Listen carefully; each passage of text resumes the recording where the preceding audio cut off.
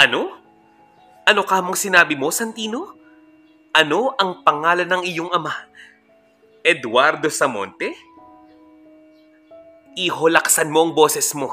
Kailangan kitang marinig ng maayos. Yan ang pakiusap ni Ma'am Suzette sa kanyang mag-aaral. Si Ma'am Suzette ay isang guro sa isang pampublikong paaralan sa probinsya nga ng Laguna. Ma'am naman, wag naman po kayong magalit sa akin ng ganyan. Opo nga po. Si Eduardo Samonte po ang aking ama. Ebit parang galit na galit po kayo sa akin. Ma'am naman hindi lang ako nakapagdala ng walis tambo, ganyan na kayo. Yan naman ang sagot ni Santino. Hindi malaman ng bata, pero para bang nawala na nga sa mood itong kanyang teacher, Suzette. Medyo natigilan nga ito. Tumahimik. Maya-maya, inutusan silang maglinis ng paaralan pagkatapos gawin ang mga aktibidad. Maya-maya, lumabas nga ito ng classroom. Kapuna-puna ang pagbabago ng mood ni Ma'am Suzette ngayong araw na ito.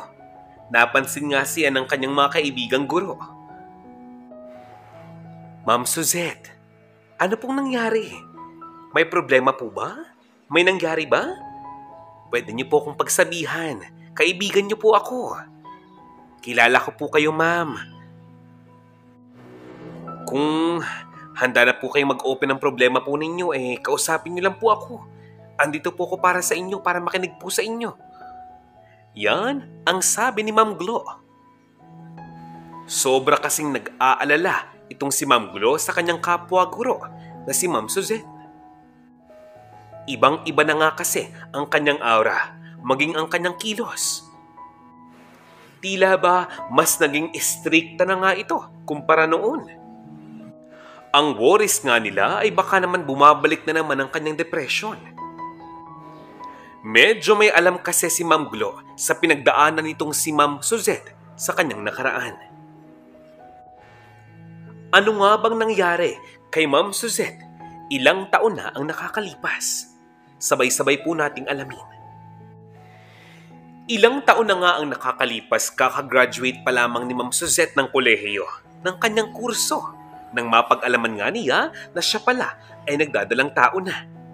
Sobra ang kanyang pagkasabik. Meron mang takot at kaba, mas nangingibabaw ang ligaya, ang saya, dahil ito ang kanyang kauna-unahang sanggol sa kanyang sinapupunan. Agad niya nga itong sinabi kay Ed, ang kanyang kasintahan. Ang buong akala niya, matutuwa ito. Pero parang hindi. Nagkamali nga siya ng inakala. Ano? Suzette naman? Wala sa timing yung joke mo. Ano ba? Anong sinasabi mong buntis? Di ba nga nagpipils ka? Ikaw talaga. Masyado kang palabiro these past few days. Bakit? Don't tell me seryoso ka. Seryoso ka? Sus ko naman, Suzette, may usapan tayo. Wala sa ating plano ang bumuo ng sanggol, lalo na ng pamilya. Masyado pang maaga. Bobo ka ba? Sus ko naman, Suzette.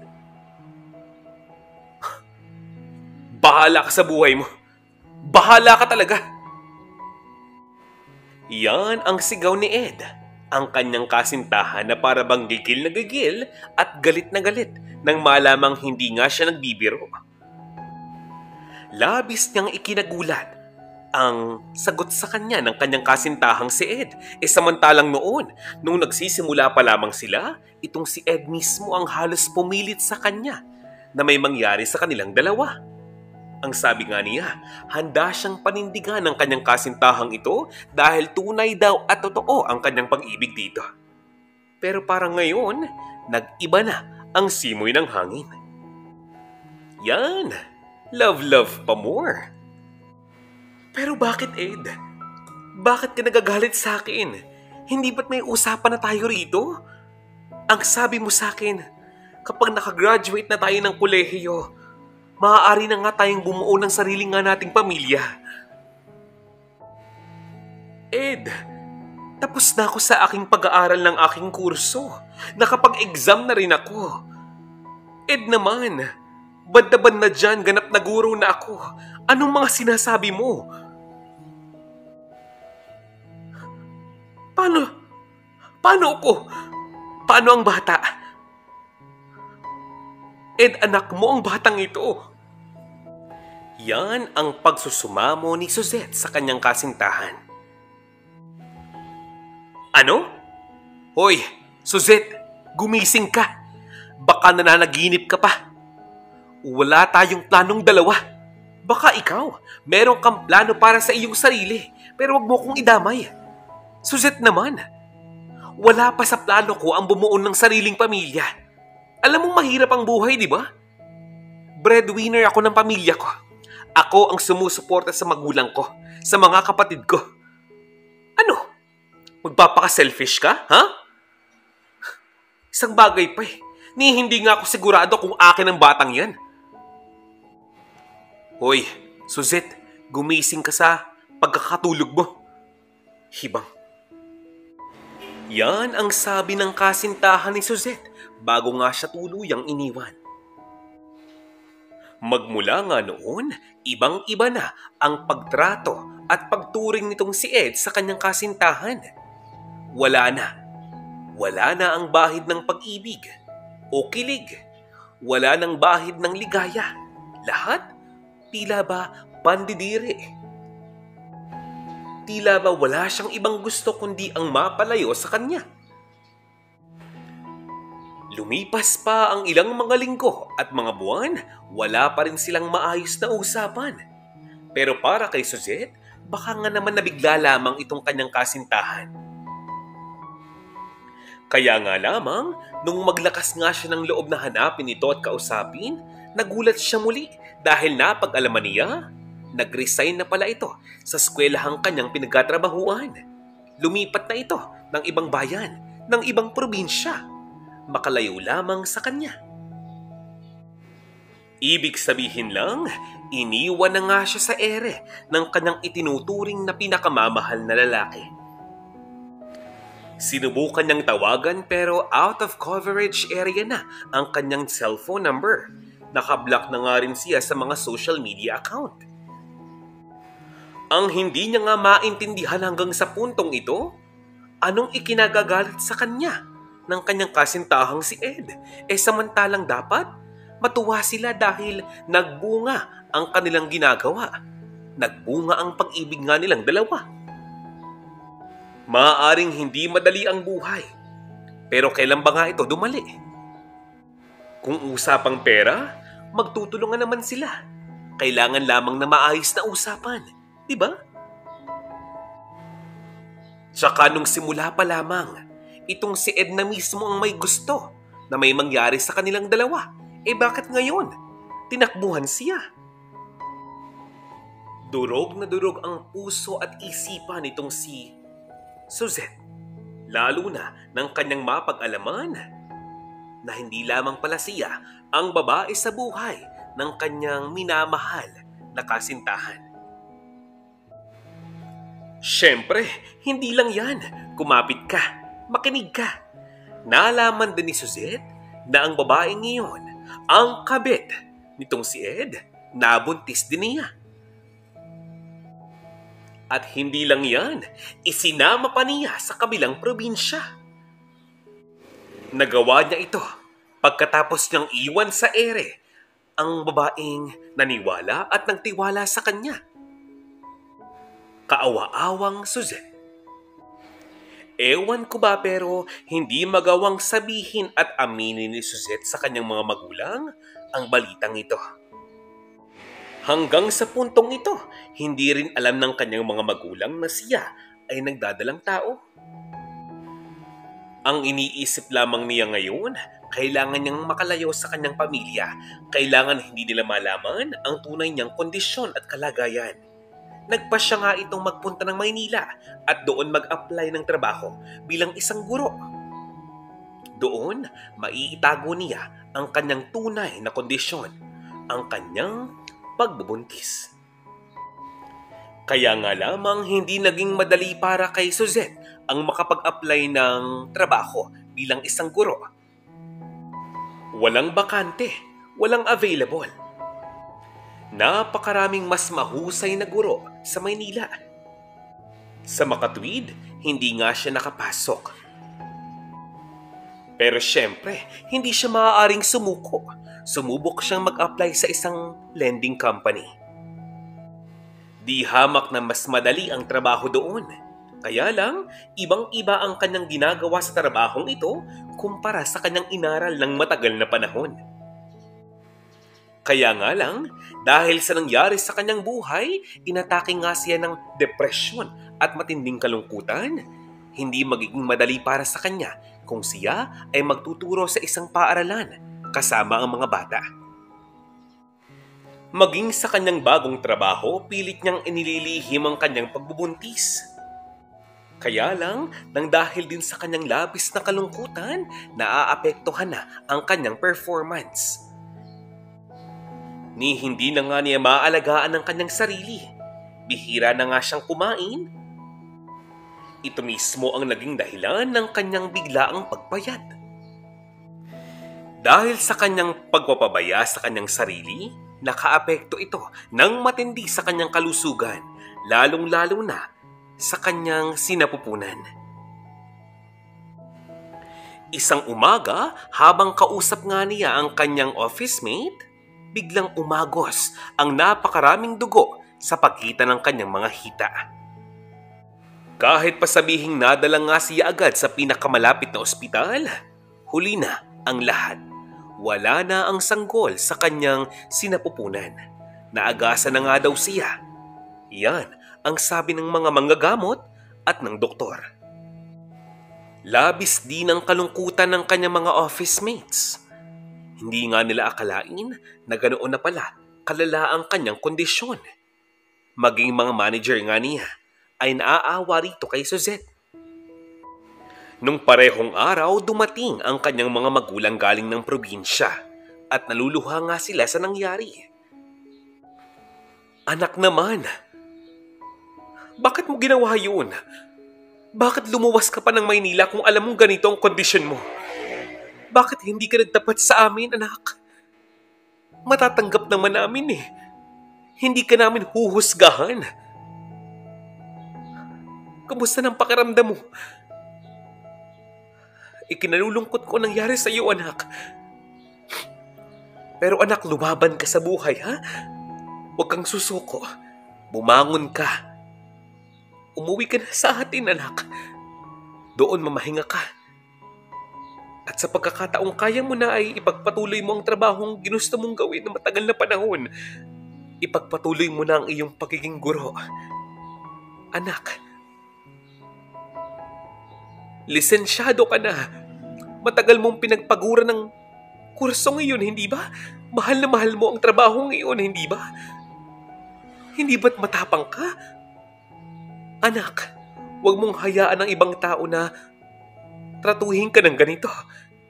Kapag itinigil mo ang pangarap mo dahil lamang sa kanila, iisipin nilang panalo sila. Anak, nawala ng anak mo. Subukan mong lumaban sa buhay para sa kanya. Huwag mong sayangin ang buhay mo. Anak. Yan ang sabi ng mga magulang ni Ma'am Suzette. Itong si Suzette, wala nang naisagot, kundi puro hagulgol na nga lamang at yakap sa kanyang mga magulang. Paglabas nga niya ng ospital, diretso na nga siyang isinama ng kanyang mga magulang pauwi sa kanilang probinsya. Naging maayos naman ang kanyang resignation sa kumpanyang kanyang pinasukan doon sa Maynila. Nauunawaan daw nila ang kondisyon nitong si Suzette. Lumipas pa ang ilang mga araw, itong si Suzette, nahihirapan pa rin tanggapin na wala na ang kanyang baby. Sinusubukan siyang kausapin ng kanyang mga kaibigan doon sa probinsya upang kahit papaano'y malimutan nga niya ang pait ng nangyari sa kanya. Bilang mga kaibigan nga ni Suzette, Gumawa sila ng paraan upang malaman ni Ed ang kondisyon ni Suzette ngayon. Baka sakaling maaawa pa sa kanya. Pero alam mo ba, nang malaman daw ni Ed ang balita tungkol sa pagkawala ng baby nga nila, itong si Suzette, ay tila ba natuwa pa ito. Humalakhak pa nga daw ang sabi. Wala talagang puso itong lalaking ito. Ilang buwan pa ang lumipas, hindi pa rin nakaka-move on itong si Suzette sa pagkawala ng kanyang baby. Paano ba naman? Tinanggap na nga niya sa kanyang sarili na iniwan na nga siya ng kanyang kasintahan, pero para bang looking forward talaga siya sa kanyang future kasama ang kanyang anak, subalit ito pa ang nangyari. Nakakaturog naman talaga ng damdamin, hindi ba? Pagkatapos ng mahabang panahon, naka-move on din sa wakas itong si Suzette. Hindi man tuluyan pero at least buo na ang kanyang loob na harapin ang bukas kasama ang kanyang mga magulang. Nais niyang makabawi sa mga ito. Bilang ganti, nais na nga raw niyang magturong muli. Hindi naging mahirap para dito kay Suzette ang makapagturo sa isang pampublikong paaralan. Unang-una, lisensyado na nga ito. Pangalawa, sadyang napakahusay nga niya. Ngayon, handa na siyang buuin muli ang kanyang sarili at simulan ng panibagong buhay. Inenjoy ni Suzette ang kanyang pagiging guro. Minamahal niya ng lubusan ang kanyang mga trabaho, lalong-lalo na ang kanyang mga estudyante. Tuwang-tuwa siyang makita ang mga ito tuwing naglalaro. Tila ba bumabalik sa kanyang alaala ang sana ay naging buhay ng kanyang anak. Pero sabi ko nga sa inyo, naka-move on na itong si Suzette. Kaya ngayon, ang goal niya, kung hindi man siya maging magulang muli, at least maging pangalawang magulang man lamang sa kanyang mga mag-aaral. Napakaraming kabataan ang humahanga ngayon sa dedikasyon at pagmamahal nitong si Ma'am Suzette sa kanyang trabaho at sa kanyang mga estudyante. Aba, sa sobrang pagmamahal nga niya sa kanyang trabaho, ay nakalimutan na nga niyang makipag-socialize sa mga tao. Oo, palakaibigan pa rin siya pero hindi na nga siya tumatanggap ng manliligaw. Nang dahil sa kanyang mapait na nakaraan, ayaw na nga niyang maulit muli iyon. Ilang taon pa ang lumipas, hindi pa rin siya nagkakaasawa. Tila ba tumatanda na nga siyang dalaga. Pero ang bagay na iyan ay hindi problema kay Suzette dahil napapaligiran nga siya ng mga taong mahal niya. Yan ay ang mga bata, ang mga estudyante niya at ang kanyang pamilya. Wala na nga raw siyang dapat pang ikabahala. Sa paglipas ng bawat buwan at mga taon, iba't ibang mga estudyante nga ang kanyang nakikita at nakikilala. Yung iba, sobrang huhusay sa matematika. Yung iba, sa English. Yung iba nga, panlaban pa kapag usapang sports. Ilan sa kanyang mga mag-aaral, mahusay na mananayaw at magaling pa sa journalism. Bawat bata ay may kanya-kanyang hilig, kanya-kanyang katangian, kanya-kanyang lakas at kahinaan. Kaya lang, isang bata ang pumukaw ng kanyang atensyon. Ang batang ito ay si Santino. Kung papakinggan mo ang kanyang pangalan ay para bang tumutunog na para bang isang napakabait na bata. Isang batang walang ibang ginawa kundi ang magdasal kay bro. Diba? Kapag sinabi mong Santino, ang pumapasok sa iyong isipan ay imahe ng isang batang maamo ang mukha, masiyahin, at sadyang mabuti ang kalooban. Ang tanong, ganyan kaya ang ating Santino sa storyang ito? Sabay-sabay po nating tunghayan. Kinig na! Itong si Santino, araw-araw namang pumapasok ng eskwelahan. Kaya lang, palagi nga itong huli. Palagi itong late. Medyo kulelat pa ito sa kanilang klase. Hindi malaman ni Suzette kung saan siya mahusay. Kapag may exam, nanunulad. Kapag lunchtime, nanghihingi din ng ulam. Nakakalungkot pa rito, madalas niya nga itong makitang napakalikot sa kanyang upuan. At kapag break time, nambubuli ng kanyang mga classmate. Palagi niya nga itong pinagsasabihan, pero ang kulit-kulit talaga. Well, sa bagay, bata yan eh. Kailangan talaga niya ng sobrang focus, atensyon upang magabayan niya ang batang ito.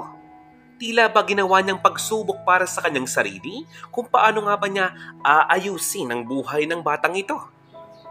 Paano kayang aayusin ni Suzette ang buhay ng batang nasa kanyang harapan ngayon? Minsan, nakikinig naman ito sa kanyang mga payo.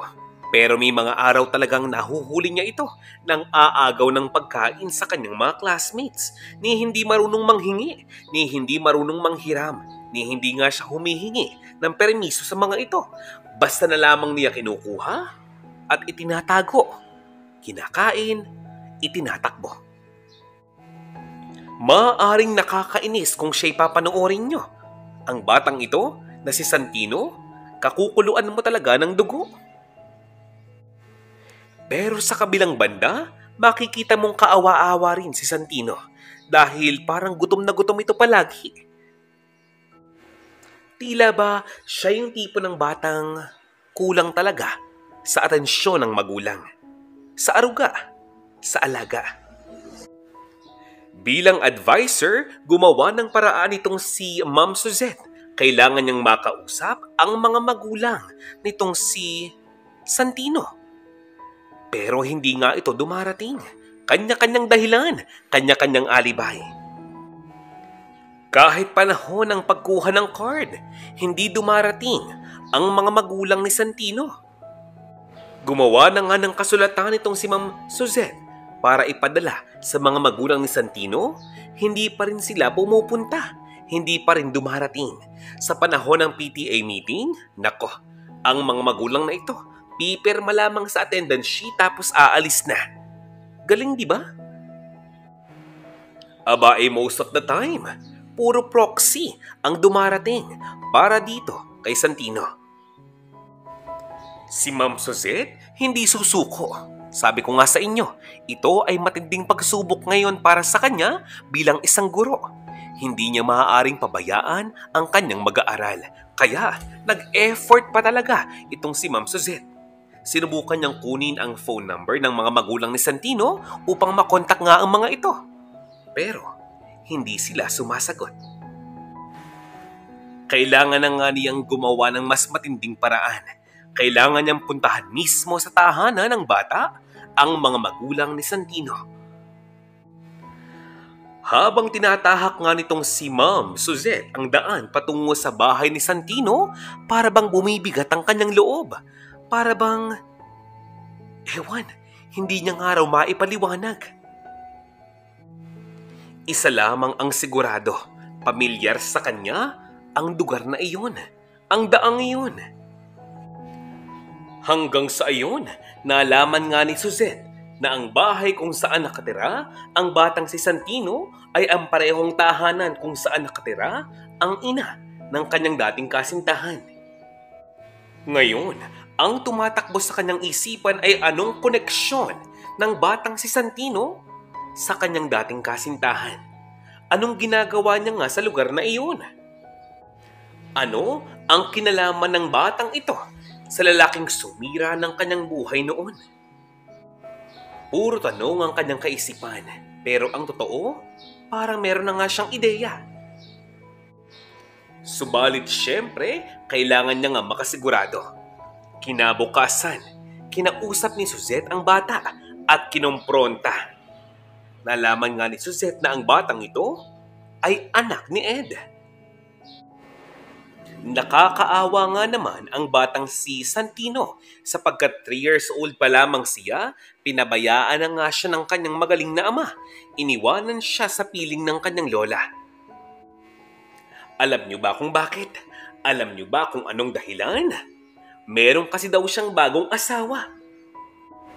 At ayaw ng kanyang bagong asawa na makapiling ang batang si Santino. Abalang nga lamang daw ito sa kanya. dagdag pa sa alagain. Ibig sabihin lamang, ang babaeng naging dahilan ng paghiwalay ni Ed at Suzette ay ang ina ni Santino. Pero ang babaeng kasama ngayon ni Ed kung nasan mang siyang lupalop ng mundo ay hindi ang parehong babaeng iyon. Napakagulo, hindi ba? Ed naman talaga. Isang bagay pa ang gumimbal dito kay Suzette. Napag-alaman niya na bata pa lamang pala itong si Santino. 3 years old pa lamang. Hindi na nga niya nakasama at nakita ang kanyang ina. Nasaan ka mo ito? Sumama na sa iba. Maaari nga nating sabihin itong si Santino ay ulila na dahil ang kanyang lola hindi na nga siya masyadong pinapakialaman at inaaruga. Lahat ng bagay na ito, lakas loob na ikinuwento ng batang si Santino sa kanyang guro. Lalo na matapos bigyan ng pagkain ni Suzette ang batang ito, lahat na laman na nga niya.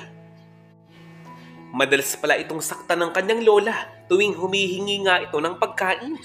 Masyadong brutal ang pagtrato sa kanya ng kanyang lola. Kaya naman pala hanggang paaralan, bit-bit niya ang ugaling ito. Tila ba ito ang kanyang paraan ng pagganti? Sa ibang tao niya ibinabaling ang kanyang galit.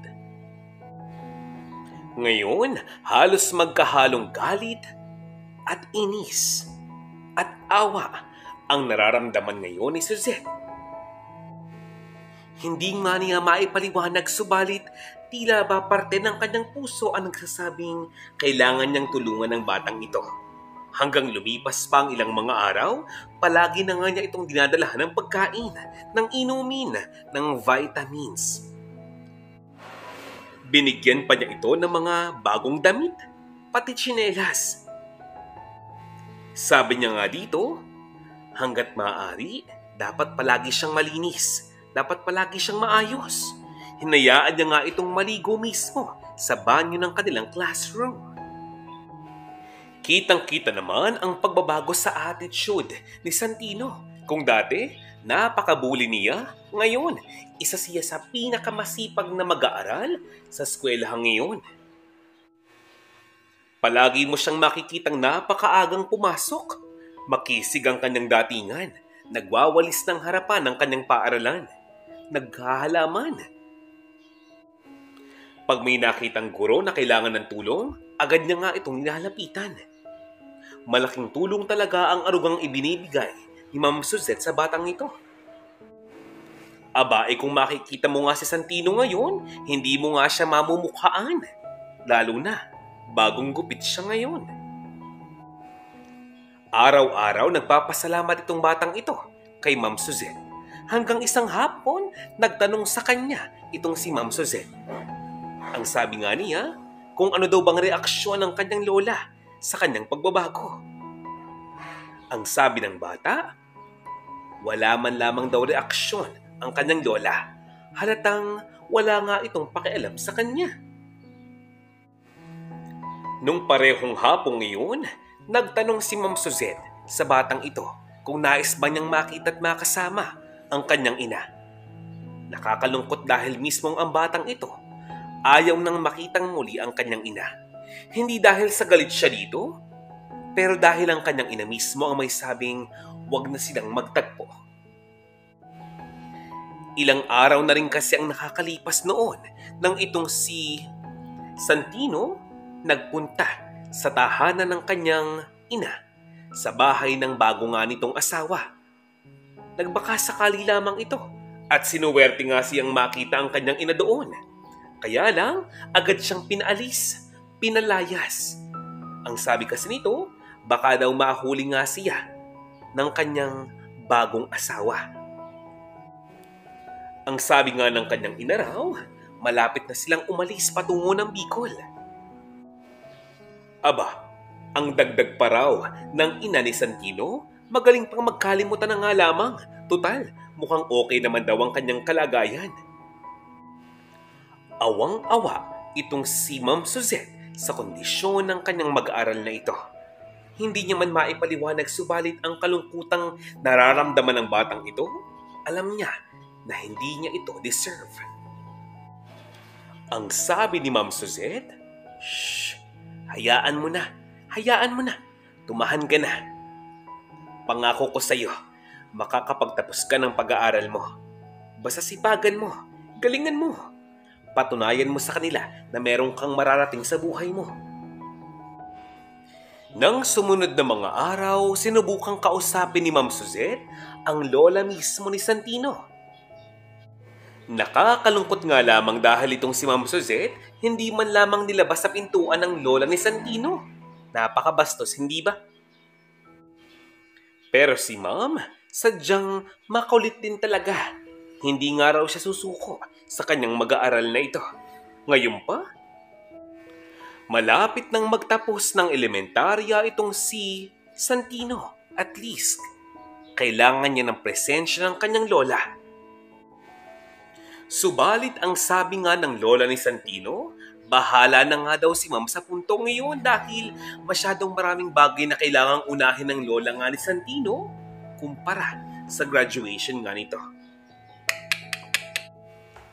Hanggang sa makapagtapos na nga ng elementarya itong si Santino, wala pa rin ang presensya ng kanyang lola sa araw na iyon. Ni mga magulang nga niya, hindi dumalo. Pero okay lang daw yan. Ang sabi nga ni Santino, basta nandiyan ang kanyang Ma'am Suzette, okay na. Okay na yun. Tinupad naman ni Ma'am Suzette ang kanyang pangako. Hindi niya pinabayaan si Santino. Pinag-aral niya ito hanggang makapagtapos ng sekundarya. Tinuruan niya, inalagaan niya, nag-provide siya rito. Kahit na kung tutuusin, hindi naman kailangan. Para bang inampo na nga niya itong si Santino. Itinuring niya na parang kanyang anak. Hindi naman tutol ang mga magulang ni Suzette sa bagay na ito. Inunawa na nga lamang nila itong kanilang anak dahil, tutal, malimit naman sa kanilang bahay matulog si Santino, bakit nga naman hindi ituring na parang anak? Tutal, nangungulila itong si Suzette sa kanyang anak, hindi ba? Siyempre, itong si Santino, habang tumatagal, nakakaramdam nga siya ng parang mali. Parang mali ang ginagawa ni Ma'am Suzette para sa kanya dahil hindi niya ito responsibilidad.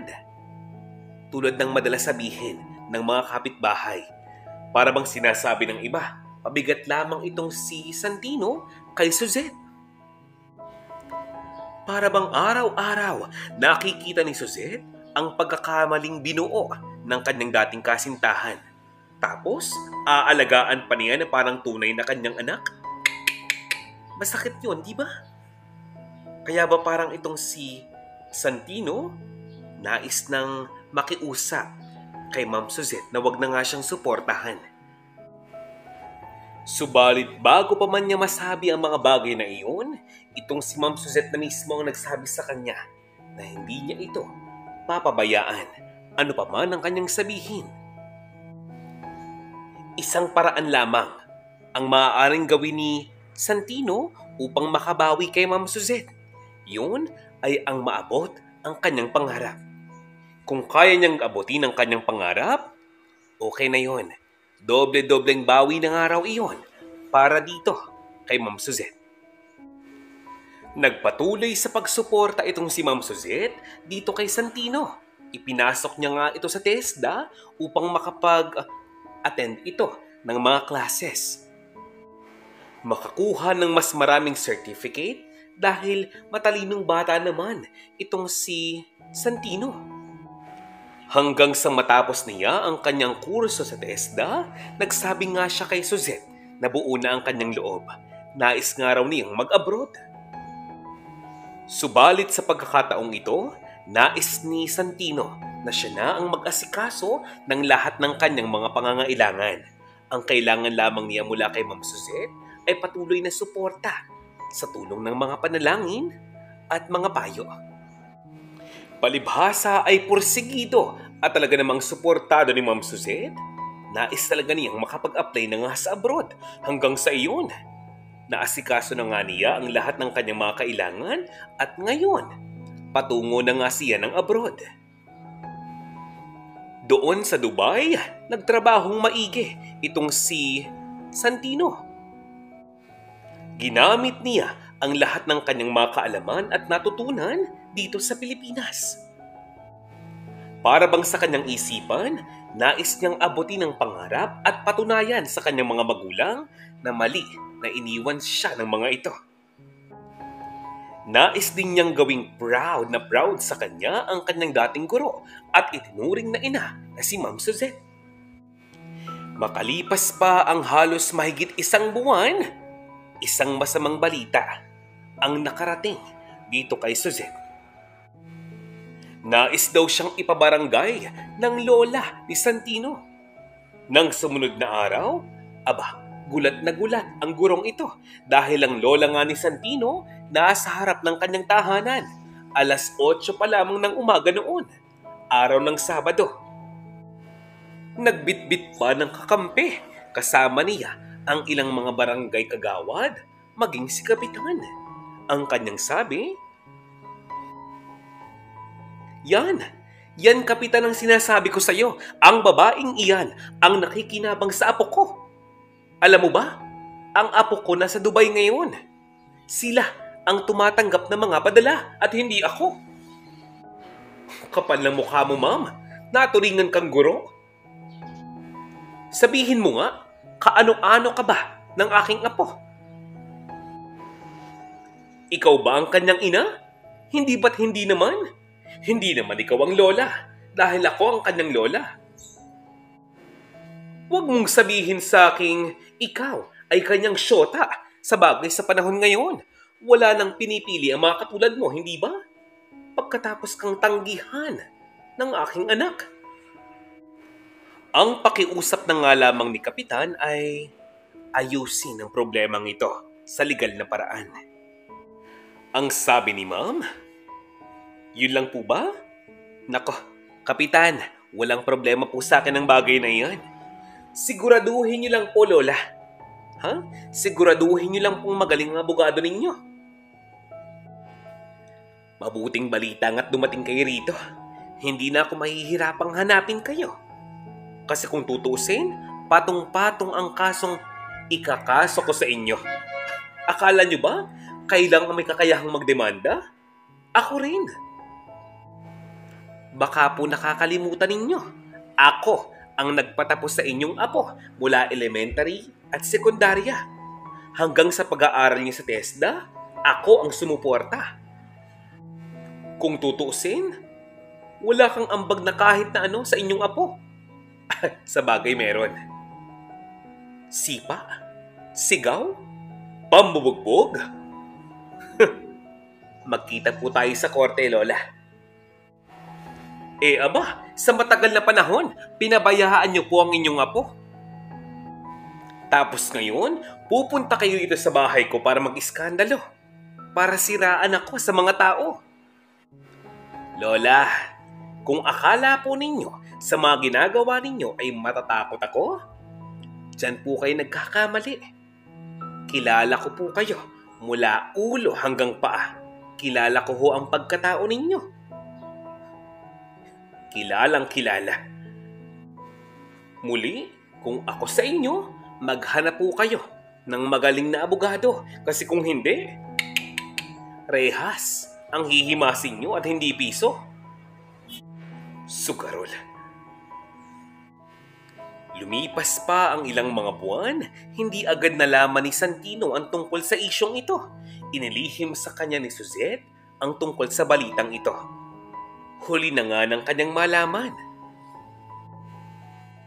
Huli na nga lang malaman nitong si Santino ang tungkol sa balitang iyon. Nang kausapin niya nga si Ma'am Suzette, ayaw nga nitong tumanggap kahit piso. Kahit anong sabihin niya, ayaw pa rin talaga. Dahil dyan, nagalit siya muli sa kanyang lola. At ang pangako nga niya kay Ma'am Suzette, sa pagkakataong matapos niya ang kanyang unang kontrata, agad siyang uuwi.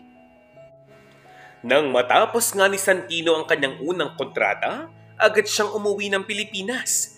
Pagdating niya sa Pilipinas, dumiretso nga agad siya sa bahay ni Ma'am Suzette.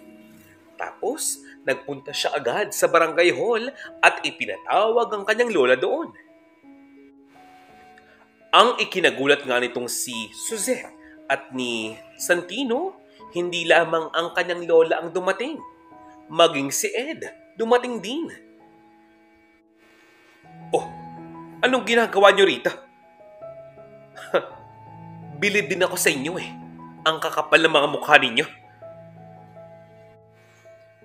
Sino kayo para siraan ng teacher ko sa maraming tao? Wala kayong alam sa mga pinagdaanan niya. Lalo ka na. Akala mo hindi ko alam ang ginawa mong panggagago sa kanya noon? Alam ko na ang ginawa ninyo. Yung totoo, naawa ko sa kanya. Pero hindi na ako nagulat. Bakit kamo? Kasi ikaw yun eh. Wala ka namang ibang kayang gawin kundi mang iwan, di ba? Doon ka lang magaling, di ba? Pinakain niya ako. Dinamitan. Inalagaan, tinuruan. Hindi niya ako pinabayaan. Katulad ng ginawa ninyo. Tsaka ng aking magaling na ina na pinagtabuyan ako. Mahigit 10 beses akong nangulila sa inyo. Nagmakaawa sa inyong balikan niyo ko. Pero wala kayong ginawa. Iniwan niyo ko. Diba? Pero tapos na yun. Hindi na ito issue tungkol sa akin. Lalo na kayo. Wala kayong ambag sa buhay ko. Wala. Ano? Anong ipagmamalaki niyo sa akin? Tuwing may sakit ako noon, pinapabayaan niyo ko. Ni hindi mo ko pinaghahain ng pagkain, ni hindi niyo ko sinusubuan. Bagkos sinisipa niyo ko at sinasaktan. Inuutusan. Ako ang gumagawa ng paraan para makapagbayad ako ng tuition fee ko sa school. Nambubuli ako ng iba, makakain lang. Nakakahiya pero ginagawa ko.